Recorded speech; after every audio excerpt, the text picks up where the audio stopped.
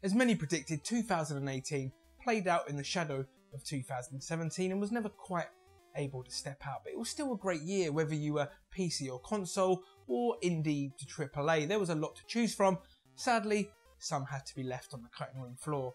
So what follows is my personal top 5 games of 2018. Enjoy.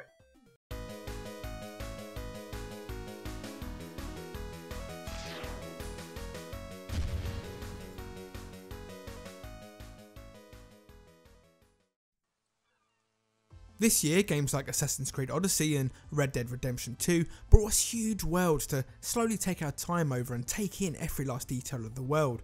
But also this year, the two-person team over at Vlambeer brought us the complete antithesis of this in Minute, which features a simplistically presented world where literally every second counts. Minute most closely resembles a 2D Zelda game, with the twist that every 60 seconds you die and are sent back to the start. But the game is designed in a way that every life teaches you something new, which helps you to incrementally progress further and further through the adventure. Finding new respawn points helps you to get to current objectives quicker, and the puzzles are neatly constructed around the time limit, giving you just enough leeway to solve the puzzles, but maintaining that sense of urgency throughout the game.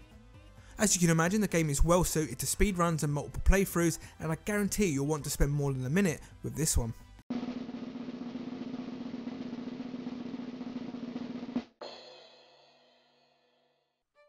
Lucas Pope's follow-up to Papers, Please is just as unique and just as clever. Return of the Obra Dinn places you, essentially, in the role of the detective, placing you on a boat, the Obra Dinn, whose 60 crew and passengers have all mysteriously been murdered or have disappeared. To help you solve the fates of these souls, you have a logbook, which contains a roster of the crew, detailed maps of the ship, and drawings of all the crew members, and a pocket watch that, when used on a deceased body, allows you to hear an audio log of the final moments of their life, and then explore a frozen snapshot of the moment of their death. Ultimately, your goal is to identify all 60 crew and passengers, who murdered them, and how. It's unlike anything I've ever played before, with basically no hand-holding and only your ability in logic puzzles and deductive reasoning that will get you through the game's mystery. It's absolutely absorbing and joins that very small list of games that had me laying awake in bed at night thinking about the game. Its clues and trying to make sense of it all. It is hard, with a capital H, but I've never played a game that made you feel like an actual detective, and I really hope this game goes on to be as influential amongst designers as it deserves to be.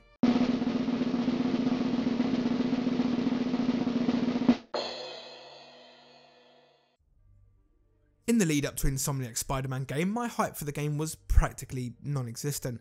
It wasn't that I was expecting the game to be bad by any means. I knew it would be a solid open world action game, but what I was expecting was for it to be a simple palette swap of the Batman Arkham games, and actually for the most part I was right. But what did take me by surprise is just how much damn fun it was web slinging my way across New York. It takes just a few short minutes to get to grips with the control screen before you are a pro, weaving, diving and swinging through the skyline. I think I only used the quick travel option a handful of times in my playthrough because the traversal system is that damn good. The combat is solid but uninspired, the open world is bloated with too many mundane side objectives, and the stealth sections where you control Mary Jane border on boring.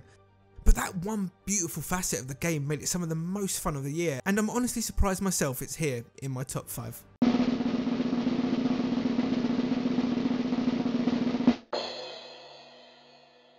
If in 2017 you've told me that in 2018 I would start to care about one-dimensional murder machine Kratos, I would have called you a filthy, disgusting liar. But here we are, and here I am, absolutely enthralled by the Greek god's journey through the Norse world. What Santa Monica Studios have brought us here is a complete departure from the old God of War games, but somehow still remaining true to it. It's a more mature game in both gameplay and storytelling, like somehow the franchise has grown up. The game takes inspiration from many places, including the originals of course, Dark Souls, and my new favourite weapon in the game, the Leviathan Axe, makes the game work a little like a third-person shooter at times. The relationship between Kratos and his son Atreus is portrayed perfectly, and the journey they go on together and the way the characters develop makes sense and is executed almost flawlessly. The graphics and environment are jaw-dropping, the set piece is exciting, the combat heavy and visceral, and the characters memorable. I can't wait to see what the sequel brings, and for the first time in a God of War game, a lot of that is due to me caring about what happens to the characters.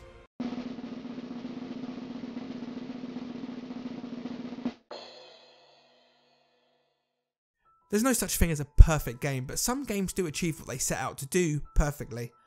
Celeste by Matt Thorson and Noel Berry is one such game. At its heart, Celeste is a super hard 2D platformer with instant deaths and just as instant respawns in the same ilk as Super Meat Boy. The controls are pixel perfect and the level design sublime. Where this game surpasses Super Meat Boy though is in its characters and story.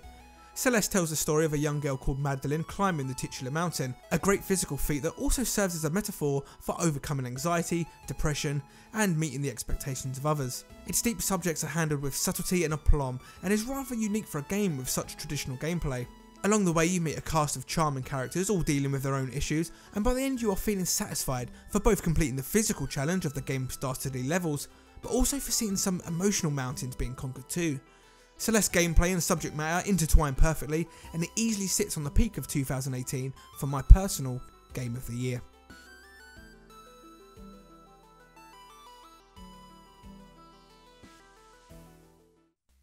And there we have it, my top 5 games of the year. Nothing too controversial, but certainly some notable absences. So let me know your favourites in the comments below. If you did enjoy the video, do consider giving me a like and subscribe, and I'll see you next time. Ta-ra.